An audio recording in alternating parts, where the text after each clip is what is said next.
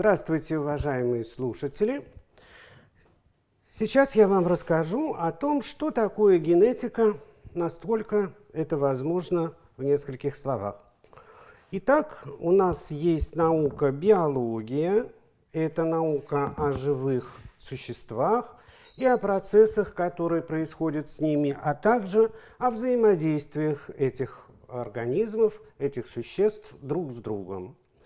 При этом биология может быть подразделена на несколько разных наук, таких как зоология, ботаника, таких как зоология беспозвоночных, паразитология, целый ряд других. Это такие науки, которые выделяются по объектам. В то же время мы с вами можем эту науку разделить и рассматривать те процессы, которые происходят в живых организмах. И тогда мы с вами будем иметь науку биохимию, молекулярную биологию, физиологию и целый ряд других наук, которые все вместе составляют биологию. Поэтому единого критерия для выделения тех или иных областей биологии не существует, но все они, эти области биологии, объединены вместе тем, что существует базис у них у всех, который представлен как раз наукой генетика. Итак, что же такое генетика? Генетика – это область биологии или наука о наследственности и изменчивости, а также способах управления ими.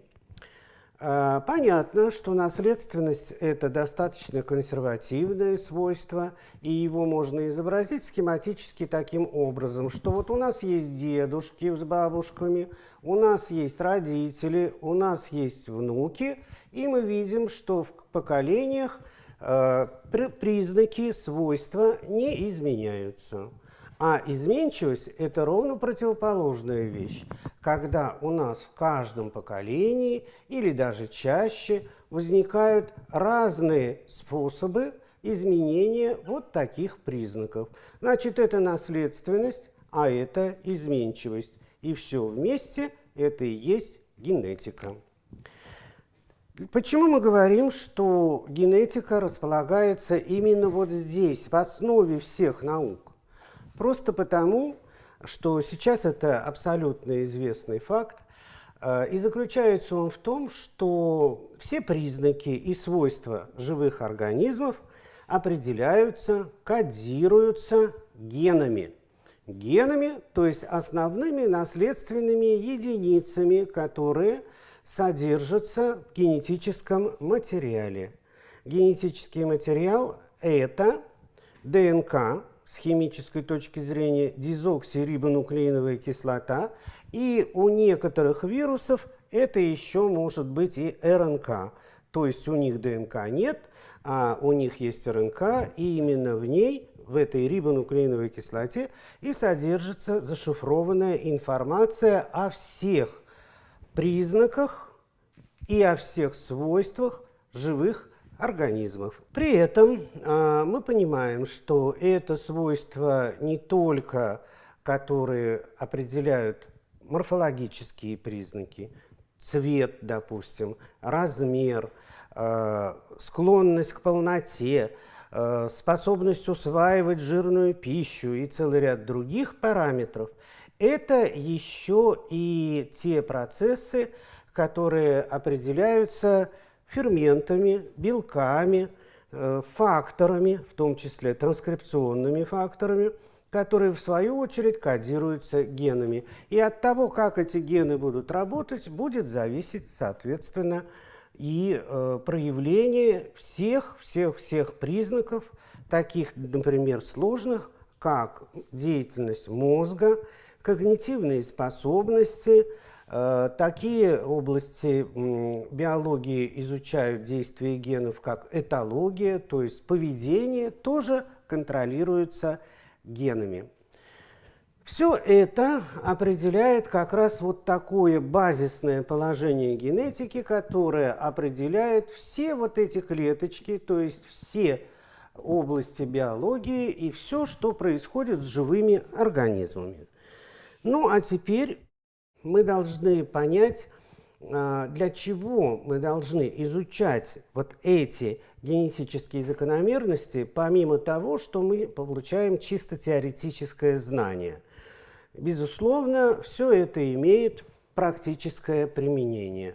Вот отсюда у нас выходят всякого рода технологии, в том числе генные технологии, генетические технологии, технологии, которые позволяют получать новые организмы, новые части организмов, новые свойства вводить этим организмам и, соответственно, таким образом заставлять служить эти организмы на пользу человечеству.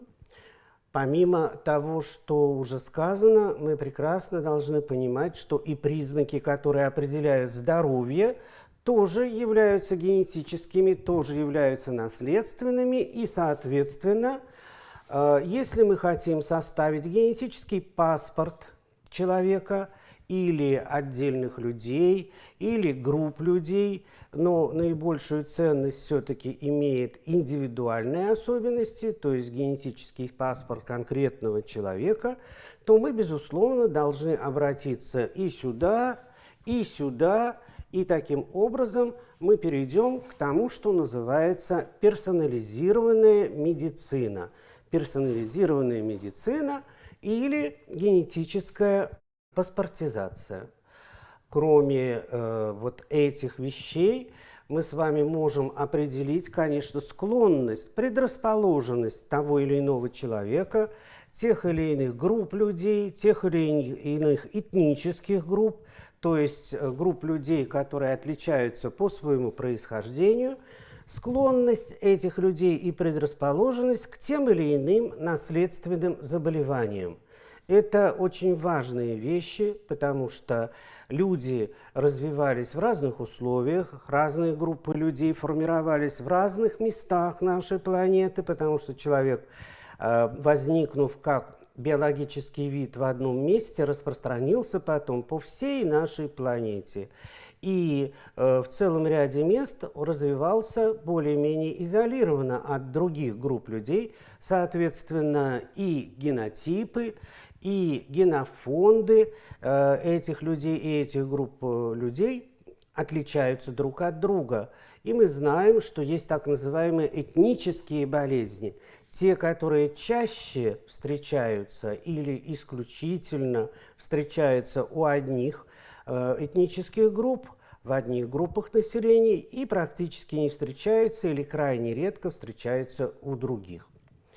Следующий момент, который чрезвычайно важен, это не только предрасположенность к тем или иным наследственным заболеваниям, а это еще и сохранение здоровья. Сейчас большое значение имеет так называемый метаболический синдром. У него несколько признаков, несколько параметров входят в понятие метаболического синдрома. И в первую очередь это ожирение, это склонность к ожирению, это склонность к набору веса и к увеличению процентного содержания жировой ткани. Так вот, оказывается, что действительно существуют такие люди, которые могут есть все, и в больших количествах это не отражается на их физиологическом состоянии.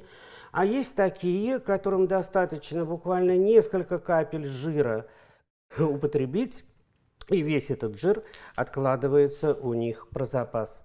Это так называемые болезни цивилизации, это разделы, которые вплотную сотрудничают с диетологией, являющейся разделом терапии. Помимо этих вещей, которые, конечно же, это очень важно для человека, связаны с диетическими моментами, существует и целый ряд других, таких, которые оказывают влияние на деятельность человека в области рассудка. То есть это рассудочная деятельность, когнитивные способности человека. И если раньше мы считали, что все дети появляются на белый свет одинаковыми и уподобляли их чистому белому листу бумаги, на котором можно было написать путем воспитания в кавычках написать все, что угодно, но вот оказывается, что действительно это не так, что существуют целые группы генов, которые определяют те или иные умственные способности человека, что мы с вами можем, конечно же, зарегистрировать, если будем измерять такой параметр, такой показатель, как IQ. IQ – это психологический показатель, но, тем не менее, он позволяет нам оценить когнитивные способности человека к умственной деятельности. Значит, и это тоже генетика. Кроме этого, мы с вами должны понимать, что генетика не только познает, не только позволяет установить причины тех или иных отклонений от нормы, тех или иных особенностей человека. Генетика позволяет исправить эти особенности.